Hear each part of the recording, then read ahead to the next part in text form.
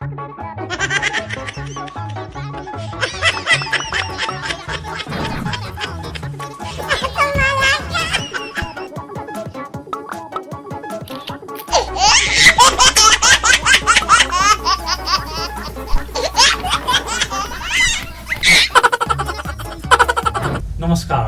Life okay टेलिभिजनको नियमित हास्य व्यङ्ग्य साहित्य सृजना र समालोचनाको कार्यक्रम हास्य व्यङ्ग्य सभामा यहाँहरूलाई हार्दिक स्वागत गर्दछु। म गोपाल नेपाल।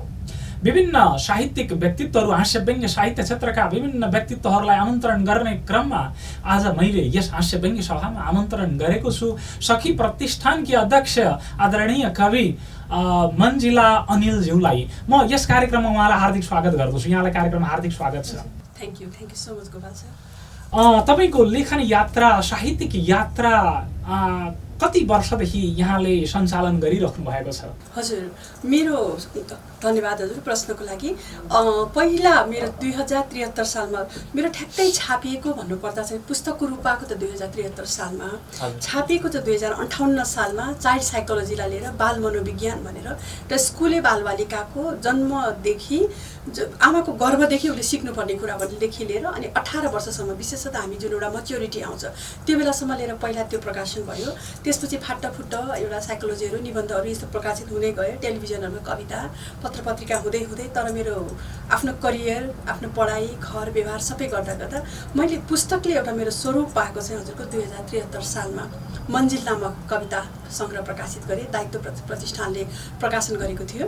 त्यसपछि आएर हजुरको अनि अहिले त्यसको 2 वर्षपछि गोधुली संसार नामक उपन्यास र अब चाहिँ नि हजुरको यही कविता सङ्ग्रह भाग 2 र कथा सङ्ग्रहको तयारीमा चाहिँ छु गोपाल छ। अनि आफ्नो यो विभिन्न अरूहरू छन्, काव्य र आख्यान दुईटामा हात हाल्नु भएको छ। त्यो बाहेक नाटक, निबन्ध अरूतिर पनि यहाँले कलम चलाउनु भएको छ? निबन्ध सँगसँगै लेखिरहेको छु। मैले अघि हजुरलाई पनि भने पहिलो प्रकाशित भनेर मैले स्वीकार्नु पर्दा मेरो निबन्ध नै भयो होइन, त्यो चाइल्ड साइकोलोजीलाई लिएर, मनोविज्ञान, बाल मनोविज्ञानलाई लिएर। अनि नाटक चाहिँ नि हजुरको मैले नाटक लेख्ने प्रयत्न गरेको छु। एउटा लगभग आदि भएको छ। तर नाटक भनेको चाहिँ कस्तो भने हजुरको कम्प्लिटली असत्य यो संवादलाई, दृश्यलाई, पात्रलाई योलाई हेरेर प्रत्येक चिजको त्यति नै भ्यालुएबल गरेर एउटा मिलाउनु पर्दा चाहिँ नि त्यसमा मैले अलिकति लामो समय खर्च गर्नुपर्ने हुनाले त्यो चाहिँ अलिकति टाइम लाग्छ कि जस्तो। तर कोसिस चाहिँ गर्न खोजेको छु एउटा नाटक लगभग तर स्कुलहरूमा चाहिँ देखाएँ हजुरको। मैले जस्तो स्कुलमै पनि हजुरको अलिकति बच्चालाई चाहिँ नि जुन एउटा नैतिक शिक्षा भन्छौँ नि हामी, एउटा त्यो नैतिक शिक्षाहरूको चाहिँ स्कुलमा आफूले काम गर्दा चाहिँ नि अनि त्यो स्कुलमा चाहिँ 2-4वटा नाटक चाहिँ त्यो चाहिँ एउटा छोटो मिठो भन्नुपर्छ। त्यो चाहिँ वान एक्ट प्ले चाहिँ होइन, ग्रुप प्ले नै हो, तर एकाङ्की भनौँ न, त्यसरी चाहिँ गरेको छ। त्यो चाहिँ वान एक्ट प्ले भनौँ। हजुर, धन्यवाद। यहाँले आफ्नो इन्फर्मेसन दिनुभयो, सूचना दिनुभयो, यहाँलाई धेरै धेरै धन्यवाद दिँदै म यहाँको एउटा सशक्त हास्य व्यङ्ग्य कविताबाट आजको कार्यक्रम शुभारम्भ गरिदिनु हुनका लागि यहाँलाई हार्दिक आग्रह गर्दछु, कृपया। हजुर, थ्याङ्क यू सो मच। अब कतिको है अब हास्य व्यङ्ग्य म हजुरको अब अहिलेको हाम्रो मुख्य गरेर व्यङ्ग्य भन्ने बित्तिकै समसामयिक हामी राजनीतिलाई नै व्यङ्ग्य बनाउँदो रहेछौँ। किनभने हामी राजनीतिक व्यक्तित्वहरूबाट नै देश आज यो अवस्थामा पुगेको छौँ भनेर उहाँहरूलाई सर्लक उहाँको टाउकोमा गर्लम्मै हामीले हालिराखेका छौँ। सायद यो सानो एउटा चिरपट चाहिँ उहाँहरूलाई नै एउटा कस्तो भयो प्यारोडी सुरु गरौँ। हजुर। नेताज्यूले हामीलाई झुक्याई माग्नु भो भोट सपना देखाई, धन्यवाद छ है गरिब जनतालाई। माकुनेको सधैँको गनगना, क्रिस्चियन फाकी सिरैमा चन्दन, साधुवाद छ है जनता मारालाई। नेताज्यूले हामीलाई झुक्याई माग्नु भो भोट सपना देखाई, धन्यवाद छ है गरिब जनतालाई। केपी ओली बोल्दा देखिन्छ है सबै अटेन्सन, शेर बहादुरको बोलीले बढायो प्रतिष्ठा प्रमोसन, प्रचण्डले माइक समाएपछि रहेन है बाँकी कुरा गर्न। संविधानलाई रमिते नै बनाई रेटे घाँटी अचानोमै तेर्साई धन्यवाद छ है फटा पार्टीलाई। डाक्टर प्रमाण बाबुराम फ्याँक्छन् दक्षिण माला जप्छन् प्रदेश टोक्र्याउँ बिली नै गराउँ उपेन्द्र यही भाग्छन् भीमरावल गर्जिए पानी योगेश गगन गनगनिए पानी देखिन्छ है उडो साङ्लो लडाई दुःख जति हामी नेपाली जनतालाई धन्यवाद छ है ए टु जेड पार्टीलाई। किनभने कोही पनि गतिलो देखिएन त्यही भएर ए टु जेडै भने मैले। राजेन्द्रको नागरिकता लडाई बचाउ बचाउ अभियान धोती नै समाई नेपाल आमा सीमामा चिच्याउँछन् दुःख पायो नेपाली भट्याउँछन् धन्यवाद छ है कपुत जातिलाई। नेताज्यूले हामीलाई छुक्याई माग्नु भो भोट सपना देखाई धन्यवाद छ है गरिब जनतालाई। धन्यवाद। अत्यन्तै सुरिलो स्वरमा यहाँको स्वर पनि अत्यन्तै मिठो छ। राम्रो सोनरस साउन्डमा यहाँले कवितालाई अथवा आफ्नो सृजनालाई एकदमै प्यारोडी लयमा प्यारोडी बनाएर गाउनु भएको छ। यहाँलाई धेरै धेरै धन्यवाद। अहिलेको सामाजिक अहिलेको राजनैतिक व्यवस्था एकदमै सरल छैन। अहिलेको राजनीतिक व्यवस्था सही भएन। जनताहरूले सधैँभरि लडिराख्नु पर्ने भयो। कहिले पनि मुक्तिहरू नपाइने भयो। यस्तै व्यथित यस्तै विकृतिका विरुद्ध यहाँले चाहिँ मर्माहत हुने गरी प्रहार गर्नुभएको छ। यहाँलाई धेरै धेरै धन्यवाद यो कविताका लागि। तपाईँले अलिकति मैले केही सामाजिक विषयवस्तु पनि जोड्न खोजेँ। जस्तो यहाँ सिनु भाषा बोल्नुहुन्छ है, सिनु भाषा बोल्नुहुन्छ हजुर। जस्तो आई सिनु खाइ सिनु गई सिनु सिनु भाषा बोल्नुहुन्छ। यो सामाजिक संरचना जुन छ हाम्रो चाहिँ भर्टिकल छ, सामाजिक संरचना भर्टिकल छ, त्यसलाई हरिजन्टल बनाउनका लागि यो अब कसैले आरोप पनि लाउने गरिरहेका छन् यो चाहिँ सामन्ती भाषिका भयो भनेर हैन। यो खालको जुन अहिले धेरै महिलाहरू प्रायः त एउटा घरानामा बोलिने भाषा महिलाहरूलाई बोल्न लगाइन्छ हो या अलिकति मलाई यस विषयमा पनि जान्न खोजेँ। यहाँको धारणा के छ सिनु भाषाप्रति? कृपया। धन्यवाद। अत्यन्तै सुरिलो स्वरमा यहाँको स्वर पनि अत्यन्तै मिठो छ। राम्रो सोनरस साउन्डमा यहाँले कवितालाई अथवा आफ्नो सृजनालाई एकदमै प्यारोडी लयमा प्यारोडी बनाएर गाउनु भएको छ। यहाँलाई धेरै धेरै धन्यवाद। अहिलेको सामाजिक अहिलेको राजनैतिक व्यवस्था एकदमै सरल छैन। अहिलेको राजनीतिक व्यवस्था सही भएन। जनताहरूले सधैँभरि लडिराख्नु पर्ने भयो। कहिले पनि मुक्तिहरू नपाइने भयो। यस्तै व्यथित यस्तै विकृतिका विरुद्ध यहाँले चाहिँ मर्माहत हुने गरी प्रहार गर्नुभएको छ। यहाँलाई धेरै धेरै धन्यवाद यो कविताका लागि। तपाईँले अलिकति मैले केही सामाजिक विषयवस्तु पनि जोड्न खोजेँ। जस्तो यहाँ सिनु भाषा बोल्नुहुन्छ है, सिनु भाषा बोल्नुहुन्छ हजुर। जस्तो आई सिनु खाइ सिनु गई सिनु सिनु भाषा बोल्नुहुन्छ। यो सामाजिक संरचना जुन छ हाम्रो चाहिँ भर्टिकल छ, सामाजिक संरचना भर्टिकल छ, त्यसलाई हरिजन्टल बनाउनका लागि यो अब कसैले आरोप पनि लाउने गरिरहेका छन् यो चाहिँ सामन्ती भाषिका भयो भनेर हैन। यो खालको जुन अहिले धेरै महिलाहरू प्रायः त एउटा घरानामा बोलिने भाषा महिलाहरूलाई बोल्न लगाइन्छ हो या अलिकति मलाई यस विषयमा पनि जान्न खोजेँ। यहाँको धारणा के छ सिनु भाषाप्रति? कृपया। भनेपछि यहाँले सिनु भाषा भन्नुभयो। सिनु भनेको कडा एकदमै ठुलो प्रहार भयो। किनभने सिनु भन्ने बित्तिकै त एउटा मरेको सिनु हामीले चाहिँ लगभग सिधा भाषामा हामीले बुझ्ने भयो बोली हाम्रो नेपाली भाषामा हैन। यसलाई चाहिँ कस्तो भयो भने हजुरको एउटा अब यही काठमाडौँमा जन्मिए हुर्किए अब अलिकता भनौँ अलिकता त्यही घरानको एउटा माइतीको परिवेशमै जुन एउटा माटो काँचो माटो त बच्चा बालककाल आफूले जहाँ बितायो त्यो भयो। त्यस कारणले पनि अब हाम्रो अलिकता फेरि दरबारसँग अलिकता सम्बन्ध पनि भयो। दरबारसँग माइतीको टीका थाप्न जाने जब राजा वीरेन्द्र स्वर्ग भइबक्सेपछि उहाँपछि राजा वीरेन्द्र पछि चाहिँ नि हामी त्यसपछि दरबार चाहिँ मैले टेकेको छैन हजुरको विभिन्न प्रकारले यी नै कारणले गर्दाखेरि हैन अब सायद केही चेतना पनि आयो होला केही असन्तुष्टि होला त्यो आफ्नो ठाउँमा होला अनि जुन एउटा बच्चा काँचो माटोलाई भनौँ न हामीले त अझ 5 वर्षसम्मको बच्चालाई त 7 वर्षसम्मको बच्चालाई तपाईले 13-14 वटा भाषा पनि सिकाउन सक्नुहुन्छ भन्छ एउटा चाइल्ड साइकोलोजीले हैन त्योभन्दा मैले त त्यही सिकेँ त्यही देखेँ अनि हामीलाई फेरि कस्तो पनि भयो हजुरको अब मेरो भनौँ न भन्दाखेरि जस्तो हजुरले मलाई तपाईँ भन्ने बोली एउटा सम्मान भाषा हो त्यो हाम्रो नेपालमा सामान्य भन्दा मलाई अहिले तपाईँ आउनुहोस् भन्दा मलाई अहिले पनि अलिकति अप्ठ्यारो हुन्छ हजुर आउनुहोस् नै मलाई सजिलो लाग्यो कि अनि मेरो कस्तो भने नानी भनेर जस्तो मेरो नाम मन्जिला भयो भने मलाई मन्जिला भनेर मेरो बुवाले मामुले कहिले पनि बोलाइसेन के त्यो घरमा नबोलाउने चलन अनि नानु छोरी महारानी अनि तिमी खाऊ तिमी बस यहाँ आइबक्सिस हजुर यो टाइपले सम्बोधन पनि हामीलाई त्यो त उहाँहरूले किन गरेको रहेछ त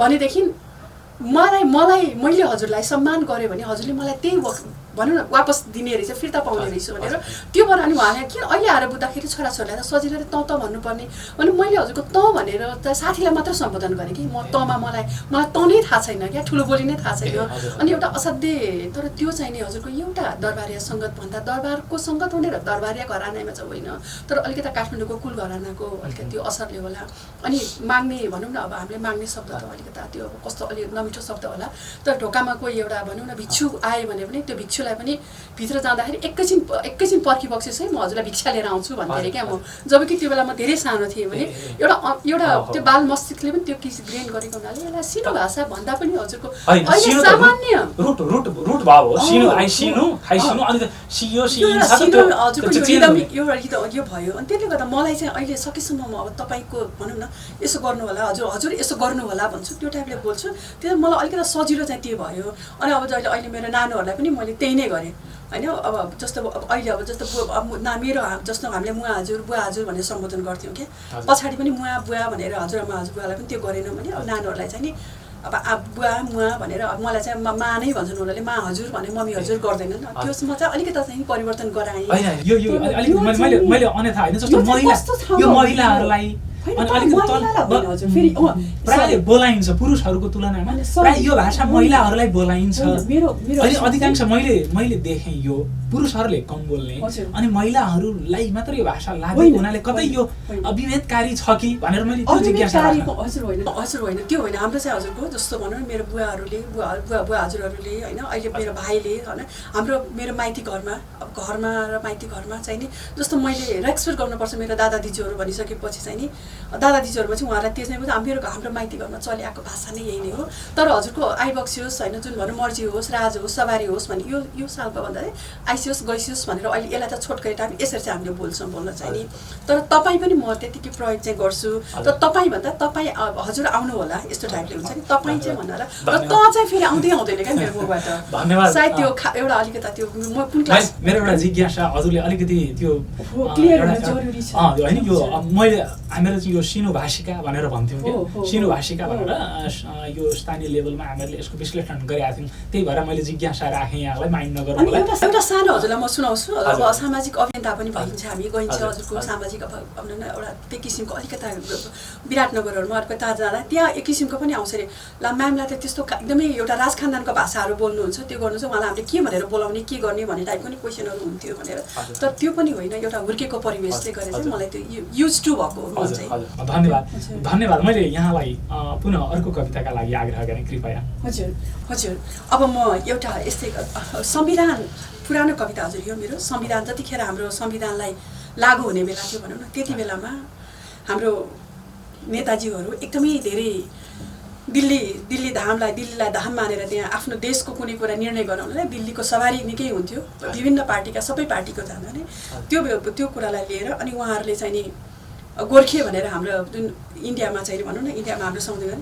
गोर्खेहरूको बेमौसमी दिल्ली धाम यात्रा कविताको शीर्षक दिल्ली धामका गोर्खे यात्रीका नजरमा आफ्नो भूमिका जनताको मत केही होइन दिल्ली धामका गोर्खे यात्रीका नजरमा आफ्नो भूमिका जनताको मत केही होइन प्रभु कृपा र पराईको साथ नभई भएन बुझ्नु भयो होला मैले प्रभु भनेर कसलाई सम्बोधन गरेँ भनेर प्रभु कृपा र पराईको साथ नभई भएन जाबो जनमत त्यो जाबो जनमत नाथेले के दिन्छ जे दिन्छ प्रभु कृपाले मात्र दिन्छ भाग्य विधाता प्रभु कृपाले के मात्र दिँदैन, सत्ता दिन्छ, भत्ता दिन्छ, शान दिन्छ, अनि शक्ति दिन्छ, अनि अनि अनि उस्तै परे अमरत्व पनि दिन्छ नि।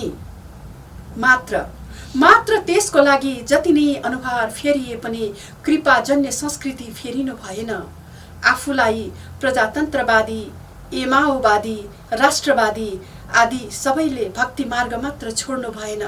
निहुरिएर, लत्रिएर, लम्पसार परेर अझ आवश्यक परे उँधो मुन्टो नै लाउने संस्कृति मात्र छोड्नु भएन। दिल्ली धामका लाममा उभिएका यात्रीका महान स्रष्टालाई मात्र थाहा छ कि त असीम निगाह वर्षाउने दिल्ली धामका बोसका लाममा उभिएका यात्रीका महान स्रष्टालाई मात्र थाहा छ यसको भित्री रहस्यमा खोइ के छ जसमा नेपालको परराष्ट्र नीति मौन छ, पुरानो शीतल निवास अनभिज्ञ छ। यसको भित्री रहस्यमा खै के रहस्य छ, खै के छ। अनि फेरि जनमत त्यो जाबको के अर्थ? नेतालाई प्रश्न सोधे आउने उत्तर सिधै थाहा छ। लिपुलेकको टाउकोमा राष्ट्रवादको झण्डा गाड्न गएको हुँ। दुई देशको सम्बन्ध, दौत्य सम्बन्ध बलियो बनाउन यसो पाउकष्टसम्म गरिदिएको हुँ। दुई देशको सम्बन्धलाई अरू बलियो बनाउन गएको हुँ। अनि जाबो जनमत त्यसको के अर्थ जसमा नेपाल र नेपालीको राष्ट्रियता अचम्मित परेको छ, प्रश्नको सूचीमा दरिएको छ। त्यसैले त दिल्ली धामको महिमा अपरम्पार छ, त्यसैले त दिल्ली धामको महिमा गाई नसक्नु छ। दिल्ली धामै त सजे छ, दिल्लीको आशीर्वाद परेपछि यहाँ जे पनि हुन्छ, जसलाई पनि फलिफाप हुन्छ। दिल्ली धामको आशीर्वाद चाहिन्छ। यस्तै अभिप्रायको कविता तपाईँले सुनाउनु भयो। अत्यन्तै सुन्दर छ कविताको लागि धन्यवाद। तपाईँ यो कविता सिर्जना त एउटा के छ भने तपाईँ महिलाहरूको त अधिकांश घर परिवार व्यवहार हुन्छ, दोहोरो तेह्रो भूमिकामा महिलाहरू जकडिनु पर्छ। त्यस्तो त्यो जकडाइबाट पनि उम्किएर कविता सिर्जना कस्तो बेलामा त्यो मुड पनि चाहिन्छ। मुड त्यस्तो सिर्जना गर्ने मुडहरू तपाईँहरूको तयार हुन्छ? हजुर, असाध्यै यो भनेको असाध्यै महत्त्वपूर्ण प्रश्न हो गोपाल सर। किनभने हजुरले भन्नुभयो दोहोरो तेह्रो भन्दा पनि यति धेरै भूमिका हुन्छ होइन। धेरै नारीको भूमिका बिहान उज्यालो भएदेखि बेलुकासम्म सुतेसम्म र भोलिपल्ट भन्दा आमा, भाउजू, बुहारी, मुख्य सबैभन्दा जिम्मेवारी पद भनेको आमा। त्यसले गर्दाखेरि पनि मैले अलिकता कतिपय चिजहरू, आफ्नो रहरहरू, आफ्नो इच्छाहरूलाई भित्र दबाउँथेँ, मार्थेँ। त्यो कुरालाई मैले मसँग भएको क्षमतालाई बाहिर ल्याउनलाई निकै वर्ष पर्खिनु पर्यो।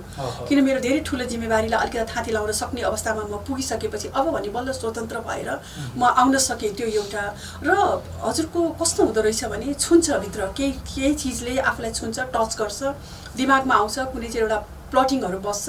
त्यो प्लटिङलाई चाहिँ म चाहिँ के गर्छु भने मेरो घरमा हजुरले आउनुभयो भने भान्सामा पनि त्यो हजुरको मेरो त्यो फ्रिजमाथि पनि हजुरको पेपर देख्नुहुन्छ, मेरो खाटको सिरानीमाथि देख्नुहुन्छ, म माथि कोसीको गमलाको छेउमा नि मेरो पेपर हुन्छ, मेरो पूजा कोठाको त्यो छेउमा पनि हुन्छ। म जता मेरो घरभित्र म दौडिन्छु, म भनौँ न म चलायमान भइरहेको हुन्छ, मलाई एक्टिभ हुने ठाउँमा त्यो हुन्छ। किनभने त्यहाँनिर कहीँ केहीले ठ्याक्क क्लिक गर्छ हजुरको, क्लिक गर्दाखेरि त्यो पोइन्टलाई रफली टिप्छु। अनि रातिको समय एकदमै सही मर्जीको हजुरले राति 2 बजे 3 बजेपछि कहिले बिउजेर मलाई केही लेख्नु छ भने त्यो रातको निद्रालाई गरेर त्यसलाई मैले कोर्नुपर्ने बाध्यता हुन्छ। किनभने भोलिपल्ट मसँग कहिलेका समय हुन सक्दैन, चाहेर हुन सक्दैन। खतरनाक सङ्घर्षको कथा सुनाउनु भयो। हजुर, त्यस्तो एउटा त्यो चाहिँ हुँदो रहेछ। त्यो हुँदो रहेछ हो। 2 बजे राति उठेर तपाईँ कविता सिर्जना गर्नुहुन्छ। जुन त्यो क्लिकमा आएको कुरो, कविता त फेरि वन्स गन इज गन। तपाईँ त्यो हराएपछि फेरि यस्तो हुन्छ त्यो दिमागमा फेरि पुनः आउँदैन। अद्भुत त्यो मानवीय एउटा गुण भनौँ न। त्यस्तो हुन्छ। कति चित्त दुखाइ, कति चित्त दुखाइ पनि रहन्छ कि त्यो आएको बेलामा मैले किन टिप्न सकिनँ, गर्न सकिनँ भने हो। त्यस्तो पनि कहिलेकाहीँ त्यो पनि रहन्छ। र अहिले मैले हजुरलाई जुन भने जताततै पनि मेरो पेपर चिट र कलम चाहिँ राख्ने कारण चाहिँ म टकटकी टिपेर त्यसलाई पछि फाइनल गर्ने काम, पूर्णता दिने काम चाहिँ नि राति बसेपछि उहाँलाई डिस्टर्ब नहोस् भनेर सरक्क बाहिर निस्केर अर्को कोठामा बसेर त्यसरी लेखनीको एउटा खतरनाक तपाईँको अनुभवले एकदमै मर्माहत बनाएको छ। धन्यवाद त्यसको लागि। तपाईँको अर्को कविता फेरि मैले यहाँलाई आग्रह गरेँ, कृपया। म हजुरको एउटा रमाइलो प्रसङ्ग पनि सुनाउँछु हजुरलाई। म यो मेरो कविता राष्ट्रिय कविता महोत्सव 2077 प्रतियो 30 जनाभित्र परेको कविता सुनाउँछु। भ्रष्टाचार, यो चाहिँ कस्तो भइदियो भ्रष्टाचार कविता। अब एकाडेमी एउटा नेपाल राष्ट्रिय कविता महोत्सवको कविता मैले राष्ट्रको कविता अलिकति राम्रै एउटा तहलका पनि भएको थियो यसले। अब दियोस् भनौँ न, एकाडेमीलाई थियो एउटा BBC अवस्थालाई नै गाली गरेर लेखेको कविता, झुकेर मैले भ्रष्टाचारलाई भनेर अर्को ठाउँमा पठाएको कवितामा अर्को कविता पठाएर पढेको, तर मैले 30 जनाभित्र पढ्न सफल भएको कविता थियो यो हजुरको। भ्रष्टाचार कविताको शीर्षक। सार्वभौम मुलुकको मुख्य अलङ्कार भनेको न्याय, समानता, पारदर्शिता, आचरणको उच्च पालना, स्वतन्त्रताको अनुभूति यिनै होइनन् र बा? अनि भ्रष्टाचार भनेको के हो नि नाति? प्रश्न तेर्साउँछ। सार्वभौम मुलुकको मुख्य अलङ्कार भनेको न्याय, समानता, पारदर्शिता, आचरणको उच्च पालना, स्वतन्त्रताको अनुभूति यिनै होइनन् र बा? अनि भ्रष्टाचार भनेको के हो नि नाति? प्रश्न तेर्साउँछ। जोगाउन नसकेको भविष्यप्रति चिन्तित हुँदै होनहार युवाको आत्महल्लाउने प्रश्नले उत्तर दिन बाध्य हुन्छु, परिवर्तनको झिनो आशा बोकेर। एउटा सुन्दर राष्ट्रलाई कसरी भ्रष्टाचार रूपी भाइरसले शिथिल बनायो महाभारतको उदाहरण देखाउँछु। चिरहरणको चित्कार सुन्न रुचाउनेहरू कर्मयोगी कृष्णको उपेक्षा गरेर शकुनीको सल्लाह लिन्छन्, किनकि द्रुत राष्ट्रहरूको लागि देश भनेको रोटी हो, स्वादिलो पेय पदार्थ हो, जसलाई शयन कक्षदेखि नै पाइप लगाउँदै स्वादसँग पिउनुपर्छ। तर बाहिर पारदर्शिताको नारा लगाउनुपर्छ, बत्तीको सपना बाँडेर लालटिन फुटाउनुपर्छ, टुकी निभाउनुपर्छ, भ्रमित बनाउँदै देश टुक्रा टुक्रा पार्नुपर्छ, दुशासन भेला गरेर सुशासन सदाचार छाट्नुपर्छ, अनि मात्रै बिस्तारै भ्रष्टाचार रूपी भाइरस खुर्कन्छ। बा भक्का निन्छन् नदीले सीमा पार गरेपछि लाग्छ असल छोरा बन्न सकिन कि? न त पुर्खाले आर्जेको जमिन, सीमा र स्तम्भ जोगाउन नसकेर जिउँदै मरे तुल्य भएको छु बाबु। आफ्नै खर्कहरूमा चौरी र च्याङ्ग्रा चराउन पाएका छैनौँ। नौरङ्गी दाफेको बोली, फक्रिएको गुराँस निर्धक्क चुम्न पाएका छैनौँ। हजारचोटि सीमामा नेपाल आमा निर्वस्त्र हुन्छन्, चेतना भएर पनि निशब्द दास चाहिँ कलङ्कित भएर बाँचेको छु। मानौ कुनै बहानामा भिजिलान्ते मसियाहरूको गुप्तचरी गरिरहे झैँ निउरी मुन्टी लाउँदै पर ब्रह्माण्ड निहाल्दै कुदिन भविष्यको यात्रा गर्दै धमिरा रूपी भ्रष्टाचार नामको सन्तान बने म। बिस्तारै आँखा खुलेका छन्, चेतना उग्रिएका छन्। म र मेरा परिवेशमा विवेक, नैतिकता र नीति नियमले बोकेका सीमा भत्काएर चप्पलबाट रातारात महलपति बन्नेहरूको विरुद्ध अभियानमा मेची महाकालीबाट उपत्यकाको चेतना ज्वार उफारेर जुरुक्क उठ्नेछु। जरा उखेलेर भ्रष्टहरूको हिम्मतले यस देशलाई अल्काको यात्रा आरम्भ गराउनेछु। ढुक्क बन अब मेरा प्रिय सन्तानहरू। धन्यवाद। यस्तै प्रसङ्गहरूले भरिएको तपाईँको कविता व्यङ्ग्यात्मक छ। यहाँलाई धेरै धेरै धन्यवाद कविताका लागि। मैले फेरि यहाँलाई अर्को कविताका लागि आग्रह गरेँ कृपया। हजुर, अहिलेको तातो कविता यहाँले आमन्त्रण गरेपछि मेरो दिमागमा बसिरहेको म्याटर तर लेख्न कोर्न नभ्याएको, अघि हजुरलाई भनेको जस्तै आजको राति कोरिएको कविता। हजुर, अहिले पदक र होइन सम्मानले विभूषित भएर जुन किसिमको पदकको एउटा रमाइलो उपहार बनेको छ त्यसैलाई लिएर लेखेको छु। मेरो कविताको शीर्षक निर्वस्त्र पदक। हजुर, तस्करीको धन्दामा रुमल लिएर राजनीतिको धमिलो क्षितिजमा किन गर्लम्म ढल्छन् भरोसाका सुन्दर धरोहरहरू। तस्करीको धन्दामा रुमल लिएर राजनीतिको धमिलो क्षितिजमा किन गर्लम्म ढल्छन् भरोसाका सुन्दर धरोहरहरू। भ्रष्टाचारीहरू सम्मानित हुन्छन्, पदकले विभूषित हुन्छन्। एउटा विद्वान कलङ्कित भएर निष्कासित हुन्छन्, अपमानित हुन्छन्। लुटिएको शासक, लुटी खाने शासक बन्छन् उनकै ठुला कुरा। खुसी हुन बाध्य हुन्छन् भोका नाङ्गा जनता। विडम्बना हत्यारा सम्मानले सजिन्छन्, उनकै ओठमा खुसीको कुटिल हाँसो छरिन्छ। सानो झुपडीको सपना बोकेर निस्किन्छन् डेराबाट, चाकरी र चाप्लुसी जी हजुरकै जमाना स्वाभिमान र इमानमा बाँच्नेहरू षड्यन्त्रको खालमा जाकिन्छन्। बैंकको खातातिर इशारा गरेर भक्त पदले विभूषित हुन्छ। बैंकको खातातिर इशारा गरेर भक्त पदले विभूषित हुन्छ। कलेटी परेको ओठ लिएर इमान्दार व्यक्ति अफिसबाट बिदा हुन्छ। सिद्धान्तको लिलामी गर्दै इमान छिर्छ ढोकाबाट। करोडौँको गाडी अरबौँको बङ्गलासम्म सपना छिर्छ सपनाकै झ्यालबाट। छोरीको अस्मिता बेचेर समेत चाटुर खार पदक थाप्छ सम्मानित हुन्छ। इज्जत छोप्न मजेत्रोको सपना बोकेको बाबु बाकसमा बन्द भएर स्वदेश फर्कन्छ। व्यर्थ बलि चढेको रोग र भोकले ग्रस्त निर्दोष सोध जनता बेइमान चपटीको खुट्टाको जुत्ता हुन्छ। व्यर्थ बलि चढेको रोग र भोकले ग्रस्त निर्दोष र सोझ जनता बेइमान कपटीको खुट्टाको जुत्ता भन्छ। आफ्नैले झुक्याउँदा सार्वजनिक सम्मानको चिन्ह विभूषणले निर्लज्ज हत्यारा अपराधी सम्मानित पदक बन्छ। यता यस हिंसा र विसङ्गतिको नाङ्गो नाच देखेर गौतम बुद्ध शान्तिको सूत्र खोज्छन् आफ्नै शान्ति बाटिकामा भौतारिँदै। धन्यवाद। व्यथितिहरू हरेक ठाउँमा कविले देख्छ र त्यसैलाई लेख्छ।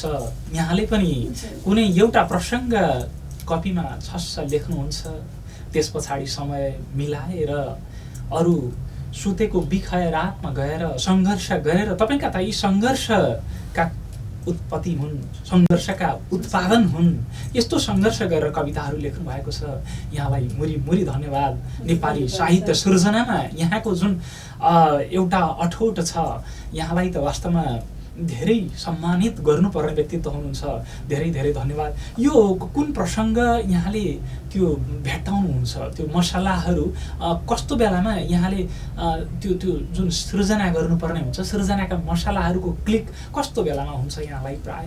हजुर, कस्तो हुँदो रहेछ भने देश स्वर्गको टुक्रा होइन। मैले अघि हजुरलाई नै भने आफूले दुःखको त्यो धेरै परिवेश पुग्न नपाए पनि विभेदको भनौँ, घरबाट एउटा छोराछोरी बिचका विभेदहरूबाट नै सायद अलिकता चेतनाको स्तरमा उठेको हुनुपर्छ। किनभने छोरीले हाँस्नुहुन्न, छोरीले बोल्नु हुँदैन। अब जहाँ गए पनि आफूभन्दा सानो भाइलाई सँगै डोराएर हिँड्नुपर्छ। अब अथवा ठुलो स्वरले बोल्नुहुन्न, यो त कम बोल्छे, कति ज्ञानी, शान्त सहन्छे, कति धेरै सहन्छे। र मैले भनौँ न मेरो हजुरआमाले पनि सहेकै देखेँ, मेरो सासूले पनि सहेकै देखेँ, मेरो आमाले पनि सहेकै देखेँ, मैले पनि सहँदै आएँ। र मैले मेरो छोरीलाई पनि सहनै सिकाउनु पर्ने। जति मैले सहेँ गरेँ, हरेक चिजमा चाहिने भनौँ न हरेक किसिमको अत्याचारहरू विभेदहरू सहनै पर्दाखेरि भन्दा त्यो विद्रोहको चेतना चाहिने एउटा भनौँ आफूले जन्मिँदाखेरि नै घरबाटै हामीले ममा पलाएको हुनुपर्छ सायद होइन। के गर्न खोजे, के गर्नु पर्ने अनुमतिको एउटा पर्खालहरू धेरै उ गरेर मैले कसैसँग बोल्दा हेर्नुपर्ने, साँच्न गर्नु हरेक कुरा मेरो खुसीलाई धितो राखेर पहिला सामाजिक मूल्य हो, सामाजिक मूल्य मान्यता इज्जत सबै आफ्नो ठाउँमा छ। तर म खोइ त, अनि मेरो अस्तित्व खोइ त, जुन एउटा मन्जिला छ त्यो मन्जिलाले भित्र खोजेको उसको सपना खोइ त, त्यो खोइ त। उसले पढ्न पाउने खुसी जस्तो हजुरको पढाइकै कुराहरू गर्नु पऱ्यो भने पनि 21 वर्षमा एसएलसी बल्ल दिएँ मैले। त्यो पनि मेरो घरबाट लुकेर म एसएलसी दिन्छु भन्ने कुरा एसएलसी पास गरेपछि मात्रै परिवारलाई जानकारी गराएर यो तँलाई सबै थोक पुगेको छ, अब तैँले बिहा भएर त गइहालिस्, तैँले किन पढ्नु पर्यो, त्यो मान्यता भनेपछि पढ्नलाई पनि सङ्घर्ष गर्नु पर्यो, हजुरको कहीँ गएर बोल्न पनि सङ्घर्ष गर्नु पर्ने, हरेक चिजमा गर्नु पर्छ। म त कम्तीमा आएर यसरीमा आएँ भने चाहिँ मभन्दा मेरा पछिका जेनेरेसनहरू र मैले अझ धेरै मायाहरू त कस्तो गर्छु भने म वृद्धाश्रममा हजुरको केही पऱ्यो भने वृद्धाश्रमका आमाहरूलाई भेट्छु होइन, जेलका दिदीबहिनीहरूलाई गएर भेट्छु। हजुरले भनेको जस्तै अलि एउटा नगरवधु बन्न बाध्य भएका ती दिदीबहिनीहरूलाई भेट्छु। अनि एकदमै बिग्रिन खोजेका एउटा टिनेजरका बच्चाहरू एउटा शैक्षिक विधाको नाताले आज काउन्सिलरको नाताले त्यता पनि भेट्छु। अन्त सबैसँग मेरो त एक किसिमको सामाजिक एउटा परिचय त भइरहँदाखेरि अनि त्यहाँभित्र भएका यी विथिति विसङ्गतिहरूलाई चाहिँ नि तिनले मलाई अलिकति चेताउँदाखेरि अनि मैले मेरो कविताहरूमा प्रायः हजुरको त्यो चेतनालाई चाहिँ नि जगाउनुपर्छ।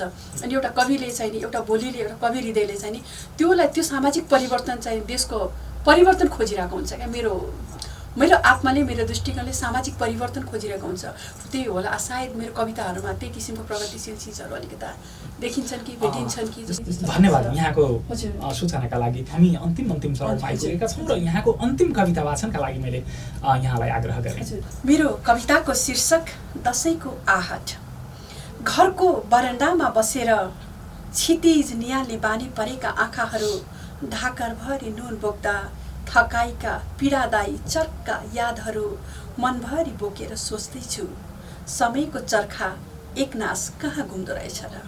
कुमालेको चक्र चाहिँ घुम्ने ऋतु परिवर्तन भएसँगै सुवासित बनेको आगनीको पारिजात सेताम्मे गलैँचासरी पोखिएर मनलाई आनन्दित बनाउँछ।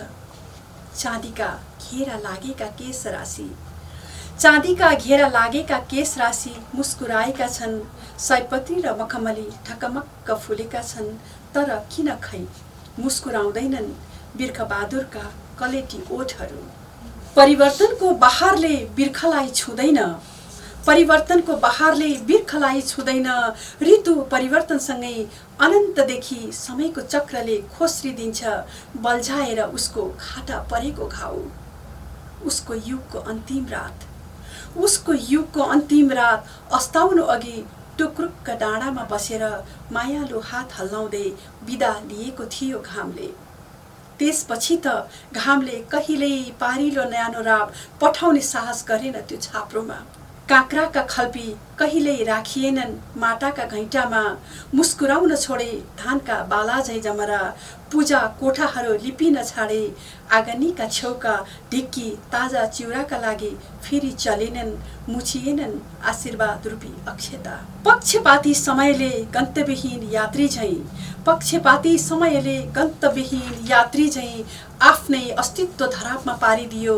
सुस्ताएर चिसो बतास थकाइका पोकाहरू सिङ्गौरीमा झुन्ड्याउँदै आफ्नै तालमा बगेका नदीहरू भेल झैँ एक्कासी उर्लिए दुर्भाग्यसँग। दशैंको आशिष लिने समय आगनीमा लास रूपी बाकस भित्रियो। देवी देवता कता गए थाहा छैन बिर्खलाई।